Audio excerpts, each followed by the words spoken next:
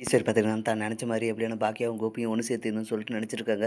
அதுக்கான தக்க சமயத்தில தான் நம்ம வந்து பாக்கியா கிட்ட பேச முடியும். அதுக்கு முன்னாடி பேசினா அவ கோவப்படுவா அப்படின்னு சொல்லிட்டு யோசிச்சுட்டு இருக்க டைம்ல தான் பாக்கியாவோட பிறந்த நாளும் வருது. அந்த டைம்ல பார்த்தீங்கன்னா, எல்லாரும் வந்துட்டு சந்தோஷமா கேக்கெல்லாம் வெட்டி கொண்டாடுறாங்க. எல்லாருமே வந்து இன்வைட் பண்றாங்க. அந்த டைம்ல பார்த்தீங்கன்னா, பாக்கியாவும், கோபியும் பார்த்தீங்கன்னா சேர்ந்து வாழ போறாங்க. அடுத்த பர்த்டேக்கு பார்த்தீங்கன்னா 2 பேரும் சேர்ந்து ஒண்ணா கொண்டாடுவாங்க அப்படின்ற மாரி சொல்லிடுறாங்க. இத கேட்ட பாக்கியா பார்த்தீங்கன்னா, ரொம்ப கோவமாயிடுறாங்க. அங்கேயே மைக்க பிடுங்கி அவங்க சொல்ற மாரிலாம் ஒண்ணும் இல்ல.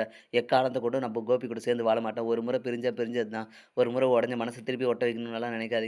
என் அத்தை தான் ஏதோ தெரியாம பேசிட்டாங்க. அதனால நான் எல்லார்கிட்டயும் மன்னிப்பு கேட்டுறேன். அந்த மாரி ஒரு எண்ணம் எனக்கும் இல்ல, என் குடும்பத்தில இருக்க யாருக்குமே இல்ல. அதனால நாங்க எப்பவுமே வந்து பிரிஞ்சது பிரிஞ்சது தான் அப்படின்ற மாரி சொல்லிடுறாங்க. இத கேட்ட ஈஸ்வரி பார்த்தீங்கன்னா, செம கோவப்படுறாங்க. என்னடா இது நம்ம எப்படியாவது சேர்த்து வச்சிடலாம்னு நெனச்சா, அவ மனசு கரையவே மாட்டேன்து. என்னதான் பண்ணா கரையும்னு சொல்லிட்டு பார்த்தீங்கன்னா, யோசிச்சுட்டு இருக்காங்க. அந்த டைம்ல பார்த்தீங்கன்னா, ராதிகா வந்து அவங்க அத்தை சொல்றதும் கரெக்ட்டு தானே. நீங்க எத்தன நாளைக்கு தான் பிரிஞ்சே வாழுவீங்க? கடைசி காலத்தில உங்களுக்கு ஒரு துணை வேணுமா? துணை வேணாவா? அதனால பார்த்தீங்கன்னா, நீங்க கோபி கூட சேர்ந்து வாழ்றது தான் சரி அப்படின்ற மாரி சொல்ல. ஏன் ராதிகா நீங்களும் வந்து எல்லாம் தெரிஞ்சுக்கிட்டு இப்படியே பேசுறீங்க?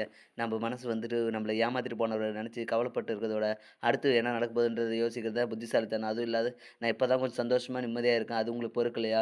நீங்க ஒரு ஃப்ரெண்டா இருந்துட்டு இப்படியெல்லாம் பேசலாமா? அப்படின்னு சொல்ல, இல்ல நான் உங்க நல்லதுக்கு தான் சொல்றேன் அப்படின்னு உங்க நல்லதுக்காக தான் சொல்றீங்க. அது எனக்கு புரியுது. ஆனா அவரு கூட சேர்ந்து வாழணும்னு சொல்றீங்க பார்த்தீங்களா? அதான் எனக்கு மனசு கஷ்டமா இருக்கு. நான் எப்பவுமே வந்துட்டு அவர் கூட சேர்ந்து வாழணும்னு என்ற இதோட இருந்துச்சுன்னா, நீங்களும் வந்து மறந்துருங்க அப்படின்னு சொல்லிட்டு பார்த்தீங்கன்னா, கோவமா வீட்டுக்கு கிளம்பி போயிடுறாங்க. வீட்டுக்கு போனோனே பார்த்தீங்கன்னா, கோபி வந்துட்டு, எங்க அம்மா பேசின பேச்சுக்கு நான் மன்னிப்பு கேட்டுர்றேன். அவங்களுமே வந்துட்டு இப்படி ஒரு எண்ணம் இருக்குன்றது எனக்கு சுத்தமா தெரியாது. நான் ம் எதர்ச்சியா தான் பர்த்டே ஃபங்ஷனுக்கு வந்தேன். ஆனா, அங்க வந்து அவங்க இப்படி பேசுவாங்கன்னு சொல்லி நான் எதிர்பார்க்கல. என்ன மன்னிச்சிரு அப்படின்ற மாரி சொல்றாங்க.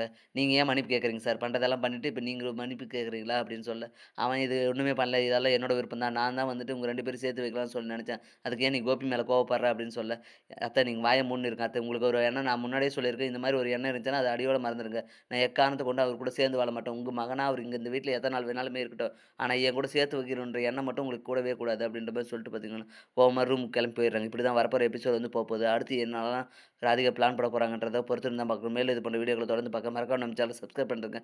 கூடவே பெல் பட்டன் அழுத்துங்க. அப்பதான் நான் போடுற ஒவ்வொரு வீடியோ உங்களுக்கு நோட்டிஃபிகேஷன் வரும். Thank you.